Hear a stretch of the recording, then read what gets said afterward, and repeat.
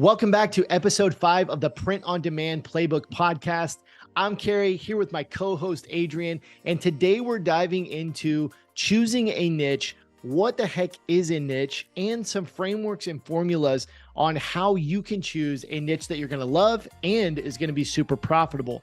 And I want to also let you know that in this episode, things even get a little heated. We have some heated debates on some subjects that are, kind of controversial around niching down. So buckle up. This is going to be an awesome episode. Let's do it.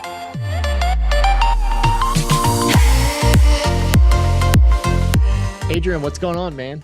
Hey, man. I am super excited to be here. How are you? I'm doing great. How's your week going? It's going good. If you hear like cough drops in my mouth, that's because there's cough drops in my mouth. I have like a little bit of a cold. It's totally not a big deal. You don't sound like you have a cold. You sound I do or don't? Just like you don't. You sound like you good. Like you always do. Awesome. Okay, good. Because I'm going to be drinking tea and throwing back cough drops this whole episode. But I feel great. It's like, this is like no biggie, no big deal at all. So good deal. Aside from that, doing great, man. How are you? How's your week going? I'm good. My week's going really good, man. This is the first week that the kids are officially both back in school, like all the time. No way. So, okay, from the Christmas break. Yeah. So so I'm enjoying some much needed like quiet time in the house. I just on lunch today, my wife and I just went down to the tennis courts and played pickleball like on lunch. Nice. No kids. It's like 65 degrees here in Oklahoma. It's beautiful this week. So it's a good week. Off to a good start. I thought pickleball was like an Arizona thing. Like everybody plays pickleball here. There's like pickleball leagues. There's like so many people play pickleball in this state. And I actually didn't even know about it until I moved here.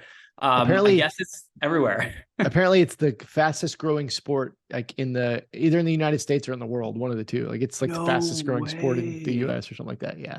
Dude, that's crazy. Next thing you know, there's going to be like a professional pickleball league, like the NBA. There already is. There already MLB. is. There's already. Is there really? Oh yeah. Yeah. Dude. And then it's going to be like an Olympic sport before you know it. Maybe so. It's really fun though. But I played tennis in high school and like I love ping pong and everything. So like I've always been like those kind of sports. So it just naturally kind of clicked for me. But anyways, it does look like a really fun sport. Like I have seen people playing it and it looks like so much fun. If you like tennis, it's like tennis but slower, right? I don't know. I'd say maybe it's a little faster, but the court is smaller and it's like in between ping pong and tennis. Like people are like, is it big ping pong or small tennis? Like, which one is it? Like it's different for sure, but it's pretty fast paced because you play the net a lot. So like the object of the game is you serve and then you want to get to the net as quick as you can. So you're playing like net until you get the opportunity to smash it. That's kind of how I guess the strategy or whatever is like get to the net and get the smash. But anyways. That sounds like so much fun. I love tennis and ping pong. So yeah. Yeah. Let's move on. Let's jump into this episode. We're talking about niches today. I'm super pumped to talk about niches. I think having a niche is so important and such a powerful tool. And honestly, I kind of think it gets overlooked by a lot of people, or maybe for different reasons, maybe they just think it's not that important. And so it's just funny to me because I know we're going to dive in deep into this, but it's so funny to me because I feel like there's so many podcasts or YouTube or, I talk about this in my course. I'm sure you talk about it, but for some reason, it's one of these things that no matter how many times people hear it, it's hard. It almost doesn't click. Even for me. Yeah, totally. Same. Like when you're setting up a new store, a new brand or a new idea, we've been talking about new ideas that we want to work on together. And it's like, how do we niche down or how deep do we go? Or like, it's a really hard question for people. So, I hope this episode can bring some clarity and really speak to how powerful a niche is and why you should have it. So totally. Yeah, I totally agree. And like, even this podcast, remember when we were planning out the podcast, we're like, well, how far should we niche down? Like, should we like keep it a little more broad, like e-commerce? Should we do like online t-shirt brands, online t-shirt businesses? Should we do print on demand? And we chose print on demand to niche down. Like it's a very strategic decision because it's what we both do and recommend. And so it just makes sense. But like, honestly, the stuff we talk about could appeal to so many, not only online t-shirt businesses, like 90 5% of what we talk about could probably apply to online teacher businesses, but even just e-commerce in general, like starting an e-commerce business, marketing tactics. A lot of them are following the same processes and are using a lot of the same tactics. Well, we've also talked about, on this podcast, we want to talk about screen printing and that kind of thing. And like, that could apply to even non-e-commerce, right? There's going to be tips and strategies in there that you may not even be selling on the internet, that those kind of things could help you. So it's like, I would just say, encouraging anybody who's listening out there, like if you ever struggled with trying to figure out a niche, like you're definitely not alone. Even people who are very experienced in like starting online businesses or whatever, we still definitely struggled with it. And it's just throw a little bit of nugget out there. Adrian and I are working on a coaching program, which we can't say much about right now. It's secret, but we're working on a coaching program, which I'm really excited about. And again, it was like the podcast and the coaching program. We had to answer this question, like, who is our ideal customer? Yep. Who's our audience? And what is the niche? Are we going down to apparel or print on demand or e-commerce, or it's like, where is that? So it's definitely something you always have to face for sure. Yeah. And it's so funny, man. Like I struggled with it so much when I first started out. So and I'm sure you did too. Like I absolutely empathize with the people that are like, why would I cut out a huge segment of the population? I want to cast a wide net. Don't I want everyone to potentially be my customer? Doesn't that help my chances of being sold? The answer is no. And we're going to talk about that more, but I totally understand why people would think that. And I absolutely thought that too. There were so many times where I was tempted to just kind of like go more general. But like, it was almost like you had to almost like be disciplined about it. Like when I had my store in the dog niche, I was just like, there were so many, I was like, oh, we could make this exact same slogan in the cat niche. We could make this exact same slogan in the I don't know, turtle niche. You know what I mean? Like we could do this in so many niches.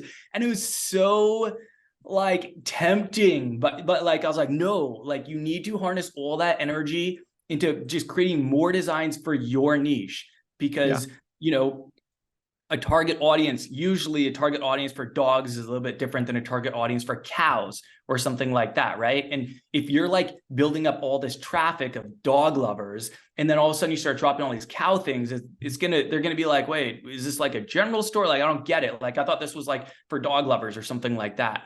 We'll get more into that, but I just want to say, like, I totally get it. For sure. Well, why don't we start by diving into like, if maybe some people are listening to like, what the heck is a niche? Like, let's start by just talking about what is a niche. You want to kick that off? Yeah. So a niche is essentially just a fancy term for a segment of the population that has its own unique needs, preferences, or identity. So it's essentially, think about it as having a pie, and the entire population is a pie. And what you're going to do is you're going to cut out a slice of that based on things that they identify with. So for example, let's say female dog lovers in the United States, or you could start really broad. You can be like dog lovers, cat lovers, another segment of the population. Let's go in careers, teachers. That's a super lucrative niche. That niche is huge. Nurses, another super lucrative niche. So essentially, it's just choosing a target audience who identify together with similarities. And then what you want to do is you want to create products specifically for them. Like, you want to be known as the place where teachers go to get their shirts, because you have the coolest shirts for teachers, or coolest shirts for nurses, or coolest shirts for runners, something like that. So I think one thing that has been a little bit confusing for me that, I think might confuse people as well, just when it comes to like the definition, is like, we often use terms, especially when you listen to podcasts or you watch YouTube videos or whatever, we often use terms like ideal customer, or like like defining your customer, and like, what niche are you in, or what are their interests? And we use all these terms. And I think that like one question I've tried to, discover myself and really like learn myself is like, is there a difference between, a niche and your customer? Are they combined? Are they the same thing? And I think my answer would be yes. Like all of them contribute to this term that we say as like a niche or a niche. Some people say, you know, you mentioned like it could be an interest. It could be just be an interest, right? It could just be dogs or classic cars or a sport or whatever. It could be a attribute of a customer, you know, like you said, like their career. So it could be for teachers or nurses or pilots or, you know, people in the military. That could be part of the niche, right? Or niche. I like to say niche. Every once in a while. I sneak a niche in there though. So it could be those things, right? It could be family dynamics or relationship dynamics, right? It could be a brand. Age, gender. It could just be a brand for moms or dads or grandmas or right or women or men or, you know, age groups for older people. And one of the things I really want to talk about as we get further into this podcast is also combining those together. That's one of the most powerful things you can do. Oh, so right. Powerful. It gets really fun when you start thinking of it in those terms. So I just wanted to bring a little bit of clarity to that. If you're like confused about like, what is a niche and how does that relate to my target customer? And it's just like, really, it's just all of the above relates to this term we use as the niche or the niche. That makes sense. Yeah, I do feel like we use a lot of terms interchangeably, like ideal customer and target audience and niche. But like the way I would explain a niche just in like the simplest form is just a chunk of the population with something unique about them. So like I really like your definition, like that definition you brought, unique needs, preferences, or identity. Like that's that kind of covers everything we just talked about. Right. And I mean, this is important for so many reasons. Like, first of all, I feel I think you would agree with this, that the more passionate the niche, the more likely they are to buy. Also, people just in general love to identify in groups. And so to be able to like create something specifically for an identity, but I feel like the more passionate, it's almost like, I wish there was like some cute quote that would be like, you know, the more passion equals sales or something like that, because it's so true. And I feel like the more you can make your products identify with these people, even more likely you're going to make sales. And that goes to the cross niche designs, like you were suggesting, like, you know, when you put like dog lovers and coffee lovers together, someone who loves those two things are going to be like, that is so me. And I feel like those are the people that are most likely to buy. But I think right now we just go ahead and we'll just say passion equals profit. All right. That's the new quote. Passion equals profit. I love it. Passion equals profit. It's so true. And I think one other thing to mention too is like when you talk about going really broad and targeting everyone, like who is your passionate target audience when you're really broad? Like I've seen so many shirts that say really basic things. I'm just like, who would be passionate enough who would look at this and be like, that's so me, or I need this. Like, first of all, you're competing with huge retailers like Costco, Target, Walmart. If you see your shirts in there, you're too broad. Like you're just too broad. They're so hard to compete with, and they've got crazy low prices. You don't want to compete with them. You don't want them to be your competitors. And this is also a huge differentiator. Like if you can come up with a niche that no big brand sells, you could become like the big brand in that niche. Even if it's like more of like a smaller specialized niche, you could be the go-to person, and you're going to have a way more passionate audience than someone who's trying to target everyone. People are going to see the ads, or they're going to see the products, and they're just going to be like, nah, like seen that before. You know what I mean? Yeah, that's great. I just was kind of thinking through that, because I was like, you know, there's three kind of, I guess, things that you can kind of combine together, in my mind. And one thing I kind of teach, and I might be missing something here because this is kind of what I'm working through off the cuff here, but three things I always think of when you're trying to kind of define your niche or niche. You're going to get me saying niche. Like people get onto me on like on YouTube. I get comments on YouTube videos and they're like, it's not niche, it's niche. Okay. So I recently heard that it actually is a French word and it's pronounced niche, but know what? Say it however the hell you want. Like, but honestly, if you Google it, If you Google it, it says it can be pronounced either way. Perfect. Yeah. Like it's one of those like hilarious like debates where it's like, just say whatever you want. We all know what you mean. You know what I mean? I'm gonna ask AI. And yeah, ask ChatGPT. That's our running joke throughout these episodes. Yeah. But that quote, you know, the riches are in the niches. You have to say niche for that to work. You can't say the riches are in the niches. So like I interchange. But, so these three things. Let's talk about these three things. Yeah. Because one thing we haven't touched on yet is the product and niching down by product. And I think that's an interesting aspect of this, because you mentioned something there that kind of sparked this for me. And you said, you know, you said you can be the go-to person in that niche. Well, one way you can differentiate in maybe a crowded niche, or some people would use the term saturated. I'm not a big fan of that term, but a niche that has a lot of competition is you can sell a different type of product, and you can actually specialize in that type of product. Totally. And so like, if we look at this, I'm trying to think of some good examples right off the bat. My mind always goes to like coffee, right? Like a coffee shop specializes in high-end coffee, right? Like if you want like a great coffee bean or a great cup of coffee, you're probably not going to go to Walmart and buy Folgers. You know, it's not going to be this premium experience, right? You know, if you want to, if you have a really nice car and you need to put really high-end oil in it when you get an oil change, and you go to the Walmart, it's like, you're not taking your Bentley to the Walmart to get the oil changed, right? You're going to like a premium place that specializes in that, or you're going to the dealership or whatever.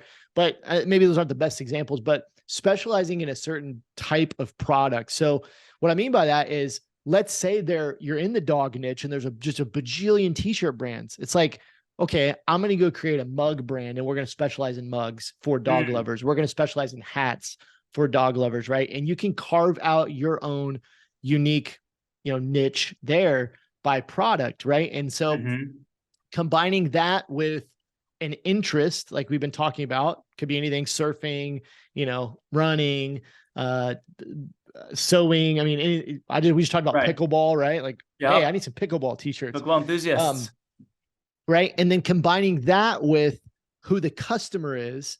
And so getting even deeper is saying like, okay, sure, we're going to do pickleball and we're going to do mugs, but going one step deeper is defining who that customer is and saying, okay, well, what age am I going to cater to? Right.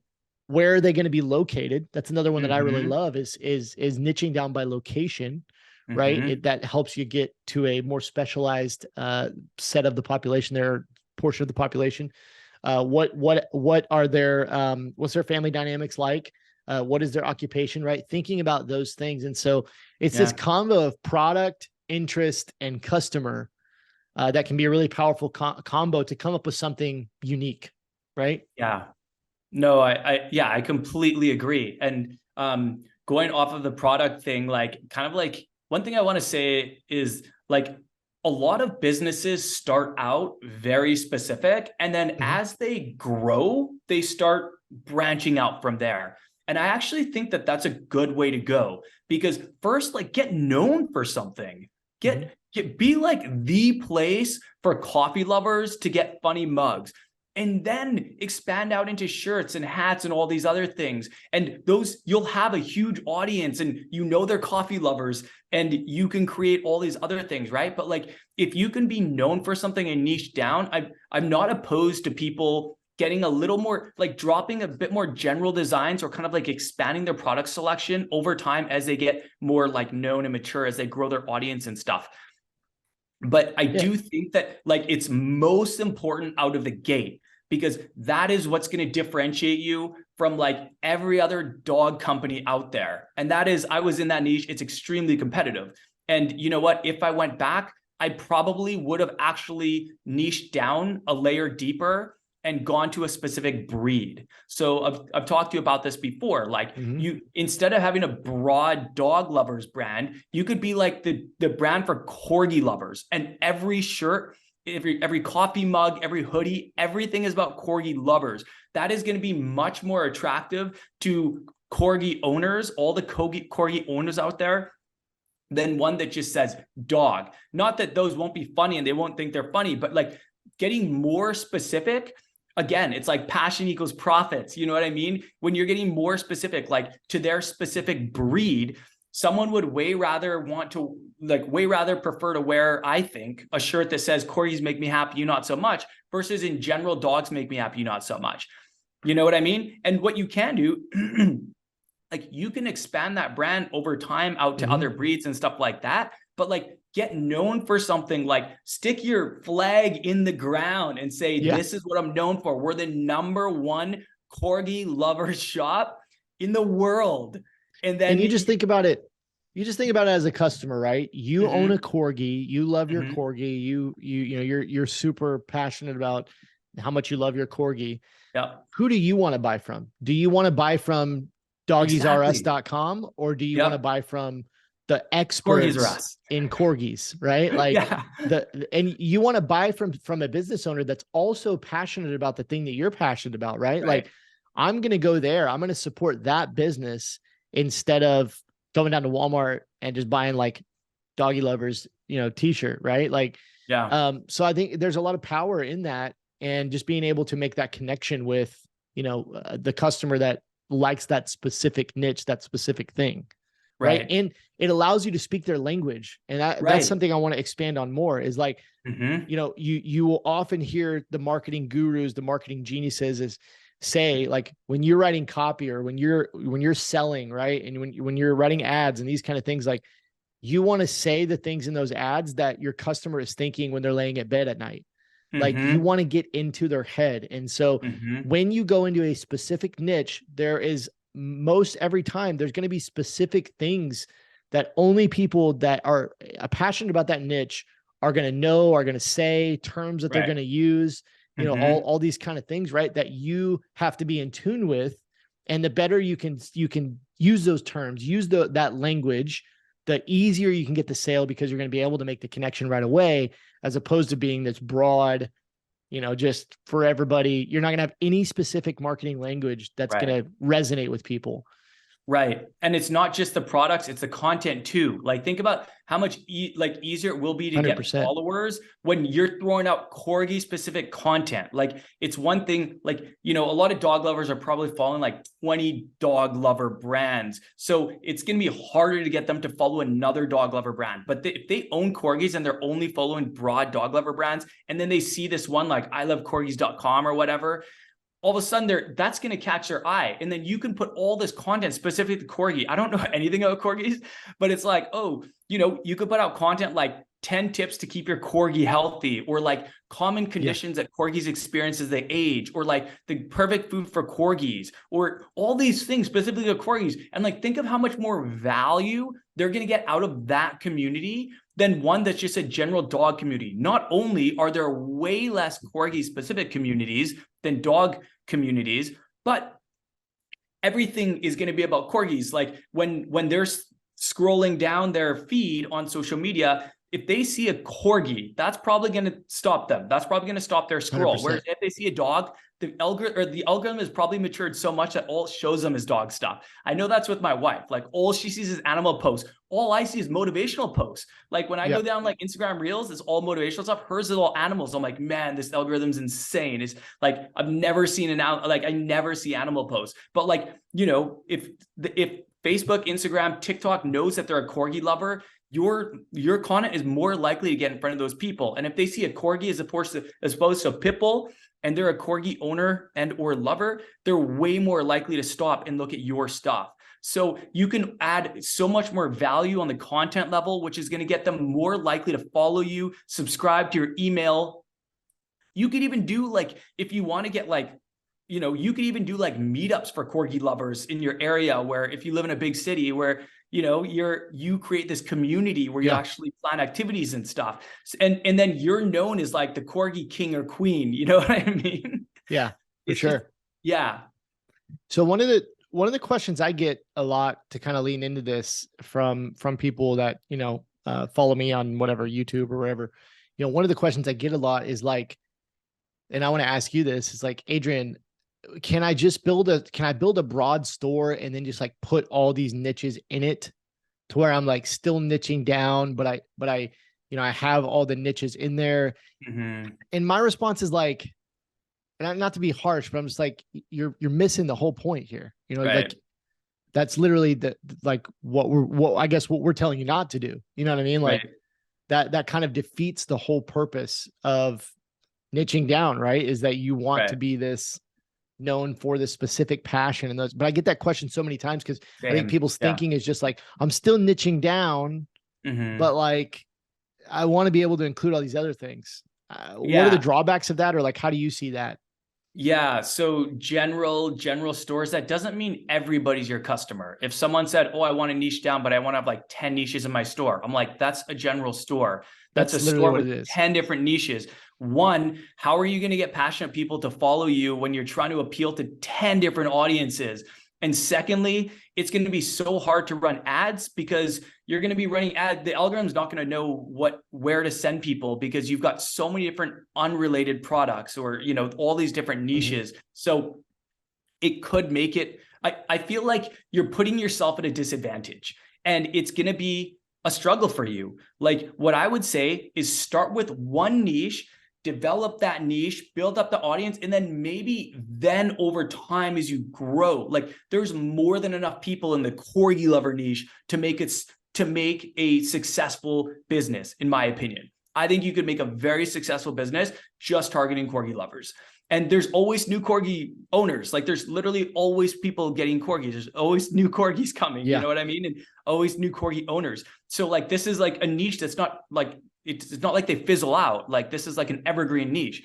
So I would say stick your flag in the sand, like dominate one niche, and then consider doing that. But I would actually very likely create separate stores for that. Like I would create 100%. Like ilovecorgis.com, ilovepitbulls.com, and you can repurpose a lot of like similar content, like, maybe funny quotes where you just change out the word like corgi for pit bulls and stuff like that. I would actually create separate ones so that you're actually sticking your fork in the sand for every single niche versus like being super general. Like if I loved corgis and then I went on this site and it was like every dog niche, I'd be like, oh, like I'm getting like, this isn't that, they're sending all this content. They're sending me all this content that I'm just not interested in. It's not relevant to me. Like passion equals profits. Like if people are corgi lovers, give them corgi content. If they're pitbull lovers, give them pitbull content. So I do think that is a mistake. And I think that they're putting themselves at a disadvantage. But again, I understand where they're coming from. They're like, oh, I just want to cast a wide net. So like more potential customers will come to me, but you're going to struggle to get people's attention. That's really 100%. What it comes down to. Like you need to be like a lot of people say like, oh, like, the t-shirt business is too saturated. Yes. If you're creating a general store that appeals to everyone, absolutely. It's insanely saturated. And I would say, do not waste your time. Like, just don't even do it. It's a huge waste of time. You're going to struggle. It's going to be hard to get anyone passionate about a store that sells everything or appeals to like 100 different niches, right? But it's not too saturated. If you can create a niche and become like the king in that niche. And there's still so many opportunities to do that. Even like you can go online and you could probably search like corgi shops right now or corgi pages. And I bet you if you went on there, you would find a whole bunch that hasn't posted in like years. And maybe the websites don't even work anymore. Like there's always people like starting pages for these things and then they get unmotivated and they just quit. So like you look on there and like maybe the Google searches will look overwhelming, but if you do a little bit of research, a lot of times you can be like, man, there is no like king or queen of this niche. Like this is like a huge opportunity. Even though when I run a Google search, it looks like everyone and their dog owns a corgi shop. It's not the case. And I think that there's so many niches that have huge potential that do not have an undisputed winner in. And these listeners, you can be that undisputed winner, but you can't like going too broad. Like if you're trying to be the undisputed winner against Walmart or Target or Costco, good luck. That's like a huge uphill battle. And in my 100%. Opinion, it's just like not a good use of time. It's going to be a bad experience. Yeah, I totally agree with you. I think we should move into how to kind of pick a niche, like what you should look for. And we talked about this a little bit already. We've talked a lot about passion, but one of the things you put here and we talk about a lot, like I talk about inside Shirt School and teach, in our challenges, is the 3 P's of choosing a niche. I love what this is it's just a very simple framework you can follow. If you're somebody who is listening to this right now and you're like, I need to choose a niche, I have no idea what to choose, got some ideas, I just don't really know how to go about it. Again, this is a simple framework. It's 3 P's, and you can kind of do this along with us if we just want to do this activity really quick. But the first thing that, so three P's, the first P is passion. And this is the first thing that I think you should think about as you're choosing a niche. What are you passionate about? And what I would recommend you do is just take out a sheet of paper, grab your phone, open a notes app, and just write down the first 3 things that come to your head. Don't think about it too much. What are the 3 things that drive you each day, that you're constantly thinking about, that you're talking to friends about? Another thing to think about when it comes to this is, what are people always asking you about? This is really powerful because, a lot of, I would say most people, when you're around your friends or something, they're always coming to you for that certain thing. And, that kind of feeds into one of our other P's. But think about that. Like, what are people always asking you about? Is there something that drives you? Is there something that you love that maybe you wish you'd talk about more, that you're kind of always staying up on, you're staying current on? So write down the first 3 things that come to your mind that you are passionate about. And I would say chances are, I want to hear your perspective on this, Adrian, but chances are, if you are passionate about that thing, there are likely other people who are passionate about it as well, that you can then create a brand and start to sell to. Your thoughts on that? Yeah. Man, this is so huge. And I think a lot of time people think about like, okay, where's the money? They're like, what are the untapped opportunities? Like, oh, crypto is big right now, assuming crypto was really big. They're like, oh, I should start in the crypto niche, or, this is really big, so I should start in this niche. But like, honestly, like, it's going to make your life so much easier if you stick with something you're passionate about. I have created a business that was in something I'm not passionate about, and I've created a business in something I was passionate about. And it was like the level of motivation was like day and night difference. But not only that, it was just so much easier to come up with content for something I was passionate about. I was already reading these articles. I was already getting these memes, and the algorithm was already feeding me these funny memes. Like,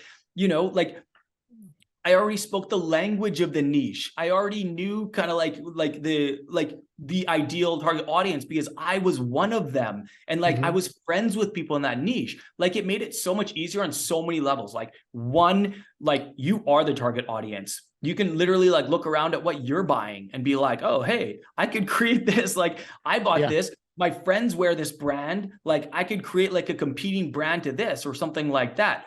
And like, not only that, there's so many other things you can do. Like, you can, if you want design ideas, show them to your friends. Your friends are in the niche. You know what I mean? Or like, if you're part of communities on like Facebook and Instagram, you're passionate about, what a great place to get inspiration, right? You can even join a Facebook group about your niche, and you can share your designs and be like, hey, I was wondering if you guys could give me some feedback on this. Obviously, be careful with that. Ask the moderator if that's okay. But like, there's like, if you're already part of these communities, it's going to make your life so much easier, and it's going to be fun. If you are not part of these communities, you're going to have to go out and like follow them, get to know them, essentially stalk them, and learn about as much as you can about them. You're going to be doing something day in and day out that you don't really care about. It's like, right. If you start in the crypto niche just because it's popular, and then 6 months later, you're trying to build this business, like, you're going to hate your life if you don't really love crypto. You know what I mean? Totally. Like, that was kind of like me with one of my businesses. Like I don't hate dogs. I think dogs are awesome, but I've never owned a dog in my life, and I'm not like passionate about them because I've never owned a dog in my life. And so starting in the dog niche, I kind of like made the mistake. I was like, oh, I think there's opportunity here. I just do. And so I went in the dog niche, but man, it was brutal. I was like, I don't know what these people like. I don't know what they want. I don't know how they talk. I don't know, Fortunately, I partnered with my brother to start that business, and he was a dog owner and lover. And so I actually had him do all of our content creation and it like made it so much easier. Right. And then we just created designs based on like what people were engaging with. Well, I was going to mention that, if I was doing it myself, man, that would have been brutal.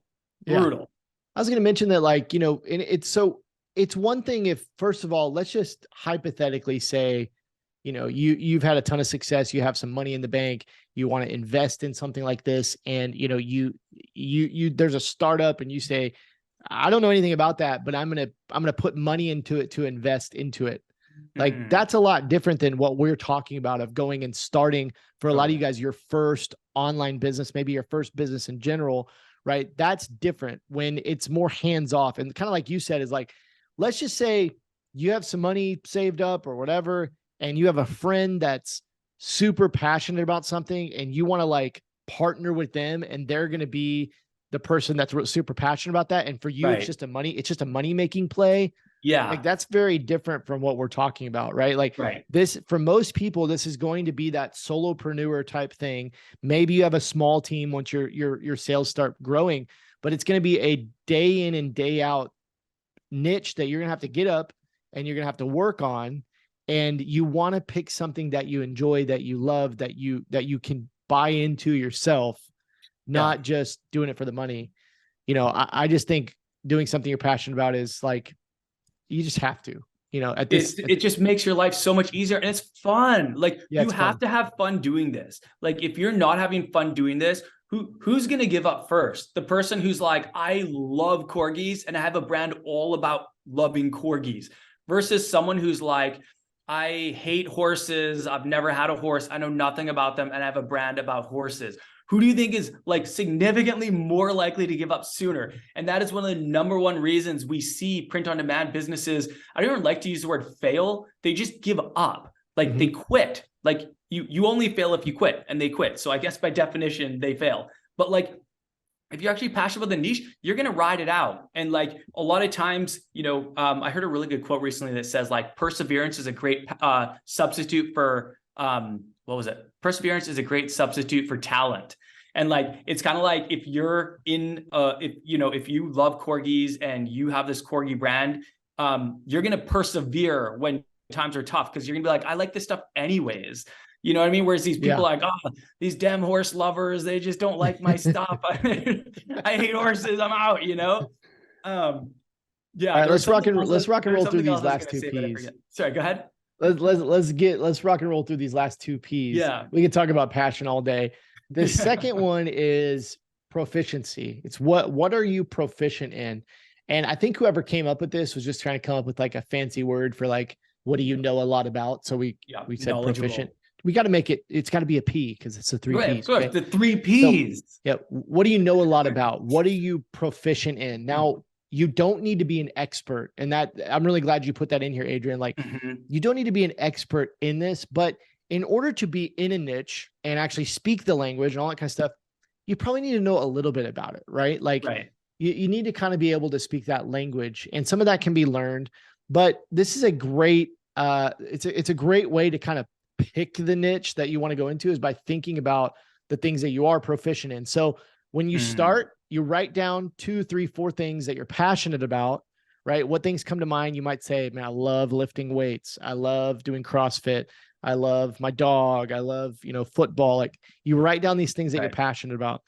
The next step would be, I would mark out the things that you couldn't hold a conversation with your buddies about, right? Like if you feel comfortable going to somebody and just having a conversation with them about this niche, I'll give you an example. I'm a guitar player. I played guitar for, I don't even know how many years now, 20 plus years of my life. I played guitar.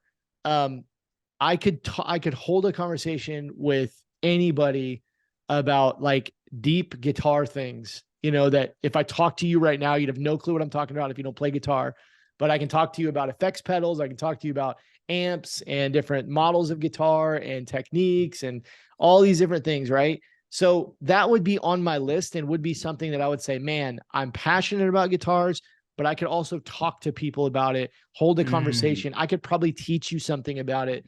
So Mhm. proficiency is kind of that second P. Anything you want to add to that, Adrian? Yeah. So I remembered my thought from the other one that actually works for this too. And it's, if you are passionate and proficient in something, it's going to be really easy for you to create original content. And with the rise of like TikTok and like Instagram Reels, like original content is getting more and more popular. So like, imagine if you created a brand about loving corgis, and even if you just posted videos of your corgi and put like a trending audio or like something funny about it, you could create all this original content. But like also, if you're proficient in something, you can create some awesome content, starting conversations about like corgis or something like, oh, hey, I noticed my corgi is doing this. Does anyone out there in the corgi community know what this could be? All of a sudden you get all this engagement, and then, like that, the algorithm is loving that. They're showing it to more corgi lovers.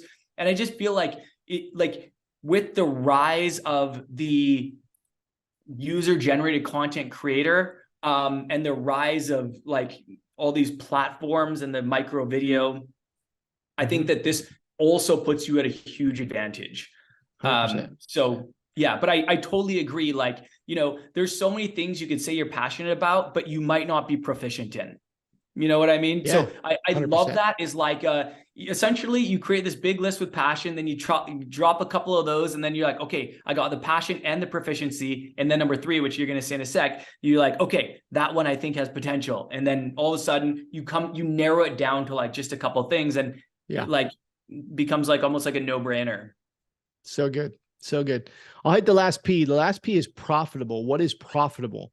So there might be situations where, you write down a bunch of things you're passionate about. You mark out the things you're not proficient in, and then you look at it and you're like, I don't know if this is profitable. If it's so obscure, if there's not going to be, here's kind of how I think about it when it comes to the internet, because we pick our niche and we're like, how do we know if it's profitable? I always ask this question: can you easily find the customer that you want to sell to on the internet? Are they easy to locate? Right. And because there are some niches, and I always struggle to find some examples of this because the internet is such a huge and wide and vast place that you can pretty much sell anything. But like, if you can't go onto Facebook and find a group of that customer really quickly, or if you can't go onto Instagram and find pages worth of, fans of that niche, or if you can't go to TikTok, or if you can't go to even Reddit and find, Reddit threads inside that niche, or whatever the case may be, like, it might be either too small, or it might be a niche that, won't work on the internet. You could say that. So, and I think there's very few niches you're going to run into like that. But in some cases, depending on the age group and the interest and how super niche down it is, there might be some situations where you can't easily locate that group of customers. Yeah, I do think you can go, and like, I can't even think of an example of when anyone has ever done this, but I think you could go too deep. I can't think of a single example where I had a student and I was like, oh, that's like a little bit too specific, where it's going to be hard to find any passionate communities about this. And if you do, they're going to have like 10 people, like I've never seen it. It's the opposite problem every time, whereas people are going too general. I've run into it a little bit, but it's more, and I can give you some examples, but it's more when they go to run ads. For the most part, it's like when they go to run ads, if there's not enough targeting options available, because that's one way you can kind of identify if the niche is profitable, is like, how easily can it be targeted with advertising? Right. That's one thing to think about. Now, that's not a deal breaker.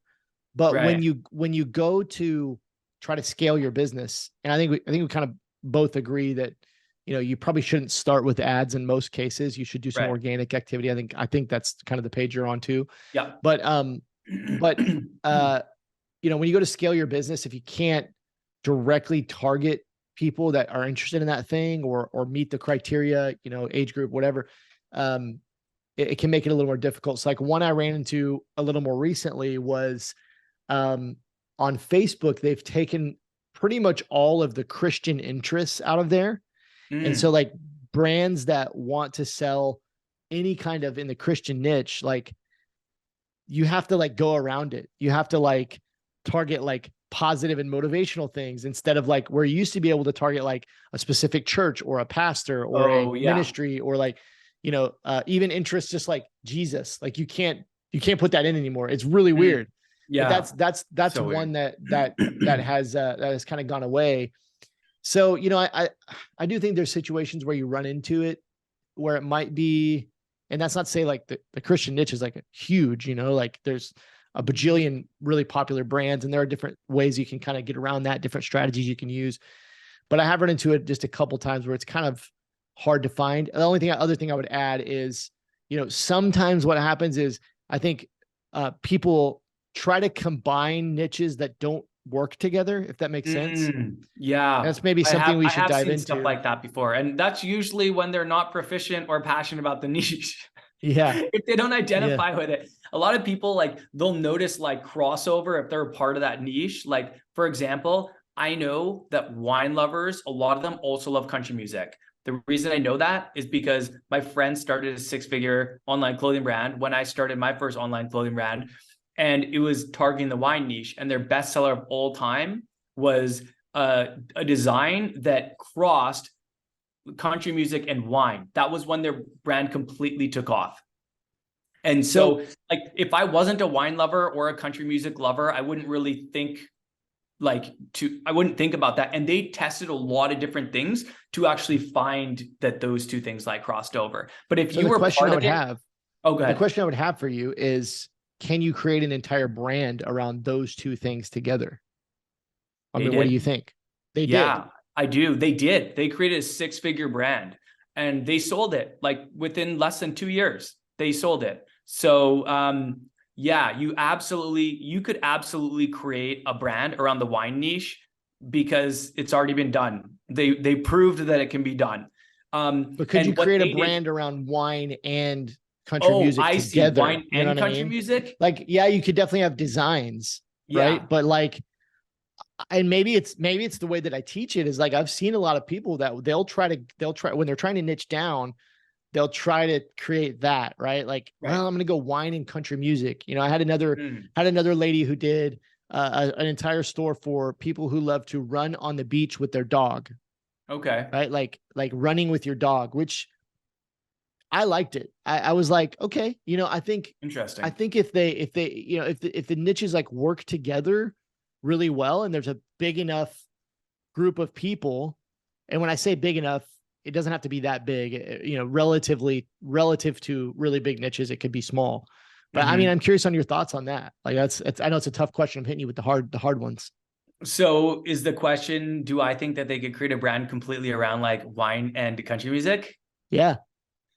Is that too nichey? Is that too nichey? Is it too nichey? Okay. So, I'm putting you on the spot. Let's just say this. If it were me, I would do wine. I think that's nichey enough.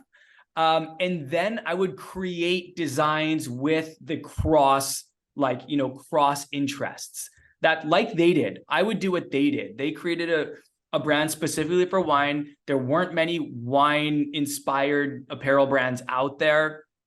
They were able to get a lot of followers. Like they grew to 6 figures in less than a year. It was like really fast. Like it did not take them very long.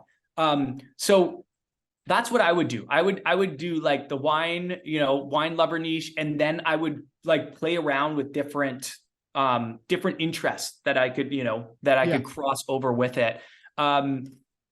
Could you do it have success? I mean, they definitely made 6 figures with just the wine and country music designs, because what they did is they had one go very viral and they were able to scale that to over 6 figures. And then they created a whole bunch more about wine and country music. So yeah, I guess so. I just like, man, I hate saying things are too nichey because it's never a problem I see.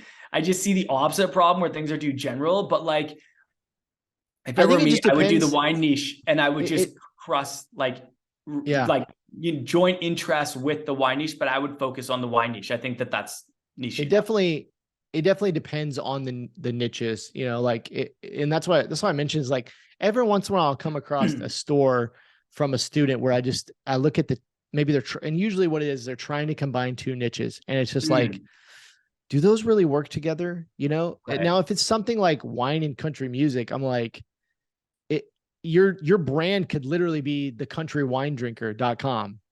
Totally. You know, and it could all be about, you know, country music and relaxing and getting together with your friends and the different kind of wine you drink, and you know, all the different, like there's definitely like, I think those two could work together. Now, I think if I were going about it, I would probably tend to agree with you. Like I would go for wine just generally, or I would go with the wine niche. I might think about tailoring it towards a certain customer, right? Like, you know, maybe it's specifically for women, you know, and that kind of thing. Theirs was for women, actually. Yeah. And just kind of thinking about that, like, and this is not to anybody who's listening out there. This is kind of like behind the scenes. You as the owner, you're thinking through these things, right? Like, who is the typical female wine drinker? Like thinking about that, right? Okay, where do they live? Like maybe even if it's country music and wine, maybe we focus in on the South and, you know, Texas and Oklahoma and like in these southern states where maybe it's, you know, they're more into country music or whatever. But yeah, I mean, I think I would agree with you, but it's a hard question, right? And I think that's the dilemma people are facing or thinking about is like, what is too niche? Because there is a point where maybe it could be a too niche, or maybe niches just don't work together. Yeah, I agree that there's definitely niches that sometimes people try to do that. It's like, I don't know what inspired this, but like this isn't something I've ever really seen before, which probably means that it might be hard to find people that are passionate about these two things. And I could be totally wrong. I'm sure I'd be wrong about a lot of things. Anything I'm not passionate about, I don't know about, like maybe they know something I don't. You know what I mean? But the wine and country music thing, I mean, if they were able to make 6 figures from wine and country music designs, then clearly like that could work. And if they can keep creating designs for those people that bring them, and there's always people getting into wine and country music. So, I mean, like you could, I'm sure like they prove that you could create a successful brand with those things. And I think that there is a lot of crossover with those two, which made it so powerful for them. That's the key word probably, is like how much crossover is there? Yeah. Is there enough? And you just got to think, is there enough people interested in both of those things that it can be profitable? I know that bringing this back around, we're talking about profitable. Yeah.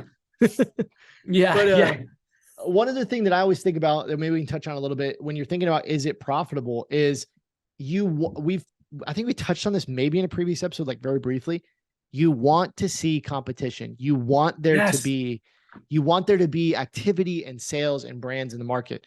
Yes. We don't want to go into niches that are not explored, that are completely unexplored yet for the most part. Now, to clarify what we just talked about, let's just say country music and wine. Maybe no one has, so we might say no one has explored those two together. And so some people might say, well, maybe I shouldn't do that because no one's explored it. But my response would be, both of those things singularly have been explored very much, right? Country music, t-shirts, and there's passionate communities for both of them. Both. Yeah. So in my mind, like there's competition in both of those. So combining them could be amazing. Right. But what we're talking about is like, you don't want to go into some obscure niche that no one has done yet, because there's likely a reason that no one has done it. And totally. Yeah. You don't want to try to be the pioneer. You want to go into something that already has demand. It already has sales. Man, it's so true. Competition, or like seeing competition, is good. Seeing a lot of businesses in that niche is good. It means there's money being made. And like, I actually made this mistake. So my first ever t-shirt business failed miserably. I literally made 0 sales. It was about something I knew nothing about. I wasn't passionate. I wasn't proficient, and it clearly wasn't very profitable. And so it like literally failed the 3P test on every single level. And guess what it resulted in? Like a big fat donut. I made 0 sales, like no sales. And so like, I absolutely agree. It's just like, I actually, a thought comes to mind about like this person that I heard was writing a book on Native American females in space, like astronauts. And I was like, that's a niche right there. That is niche. Like, ooh, that is so niche. Oh man. Please don't try to create a clothing brand around that, because there's probably like 5 ever in history, and it's going to be kind of hard to get anyone else to buy those. You know what I mean? But yeah, no, I completely agree. So that's the 3 P's: passion, proficiency, and profitability. Yeah. Love Those are it. the 3 P's. It makes it so clean and simple. Yeah. Do you have any final thoughts, Adrian, on this subject that maybe we haven't covered? Man, I feel like we've kind of like hit this one home. I just like I want to encourage people to really, really focus on like not being too general. Mm-hmm. It's just like I know I've said it multiple times, but this is like when it comes to niche, this is like the thing I see the most, where people is like, oh, what if I target females? Or what if I target like something really, really super broad? I'm like, man, like you are putting yourself at a huge disadvantage by doing that. Like the profits are in the passions. And I just passion equals profit. Yeah, or passion equals profit. Yeah. The profits are in the passions. I might like that better. Profits. I thought it was passion equals profits, but it is. But whatever. I like the profits are in the passions. Oh, that's kind of good too. Just different ways of rewording the same idea. But yeah, no, I mean that's my biggest takeaway is like, if you think it's too general, then it's probably too general. Mm-hmm. But like, do not be discouraged if there are a lot of communities and businesses around this. Like what I didn't say about what I forgot to say about the first t-shirt brand that I ever started that failed miserably, that I made 0 sales, was I saw that there was like nobody in this space, and I took that as like an opportunity. I was like, oh my God, it's like an untapped resource, like, or an untapped like niche. Like I'm going to go in there and I'm just going to like clean up. But there was a reason why there was no other businesses in there. I'm sure people had tried and failed. And so I made a mistake of thinking that it was an opportunity. After that, I actually went with a brand that was, or a niche that was way more broad. And that ended up being my 7-figure brand. It was way more broad than this other one. So, and I saw lots of competition, and it was very discouraging and it was scary, but people were making money. That's why there were so many businesses in it. Man, all that's so good. I want to leave you with this, that I think when you're choosing your niche, you can follow all of these formulas and frameworks, and we've given you a ton of guidelines and frameworks to follow, the 3 Ps in this. But like, I also think at the end of the day, don't overthink it. Take imperfect action, right? Nothing, with the way that we encourage people to start an online apparel business is like print on demand, Shopify, it's low risk, right? And so like the reality is, if something doesn't work, you're just going to learn from that and be able to take that experience into your next business and be able to learn from that. And so I would say, don't overthink it, take imperfect action. And if there's something on your heart, or that you just feel like this is the thing I need to do, this is the niche I need to go in, like do it. And again, like I always tell my students too, like, what is the worst case scenario that could happen? Right. Literally, what is the worst that could happen? You're going to close your Shopify store and then you can just start another one. Like, who cares? You know what I mean? Yeah. Like if it fails, it fails. Just don't go into it thinking like, I'm going to spend thousands and thousands of dollars on it, right? Like you want to get a minimum viable product. You want to just pick a niche. You want to spend minimal money, prove the concept, and then go from there. Right. And so that's my thought on it, is just like, take imperfect action, take action. Don't get stuck on choosing the very perfect niche, because it's probably not going to be the perfect niche. Right. And you can make adjustments as you go, right? Like if it's not perfect, just make adjustments. Like one of my first stores, like I did it for 2 or 3 months before I decided to just change everything. I changed the logo. I changed the name. Like I just changed it all. I changed the URL, and I was just like, nobody cared. Nobody like, Yeah. nobody emailed me and was like, what are you doing? Why did you change? It was like, who cares? Right? Like, you know what I mean? So I don't know. That's my thought. And no, you're absolutely right. Like, I think that a lot of people, and I've seen this a lot with students and other people, where it'll take them a year to like get everything perfect to launch their brand. I'm like, man, the brand that launched, your competitor that launched a year ago is way further ahead right now. Yeah. When you're just hitting the like go live button for your store. And you're totally right. Like, that's the beauty of print on demand, is it's like low risk, low cost, and it's such a fast way to start a store. You can pivot. You can pivot as much as you want. And like, you know, like another quote I like is like, fail forward, you know, like put in the work, learn things, and you're going to be better from it. Like, so even though that one brand totally failed and I made 0 sales, I knew so much more when I started my next brand. I knew how to start a store faster. I knew how to market better. I knew so many different things I learned along that. And it was almost like there was a ton of value in that carried over to the next store. So I 100% agree. And like, I don't want anyone to think that we're discouraging them from starting a store. I say, start a store. You're going to get better over time. You can totally pivot. That's the beauty of this space, is it's not that hard to pivot. You can literally like pivot in like a couple days, a week. You know what I mean?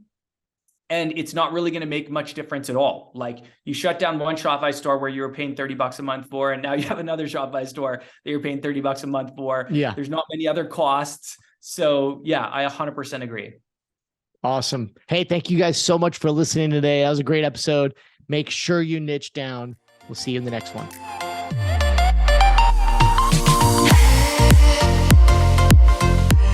Thank you so much for listening to this episode of the Print on Demand Playbook podcast. If you guys enjoyed this episode, please leave us an honest review on whichever platform you're listening from.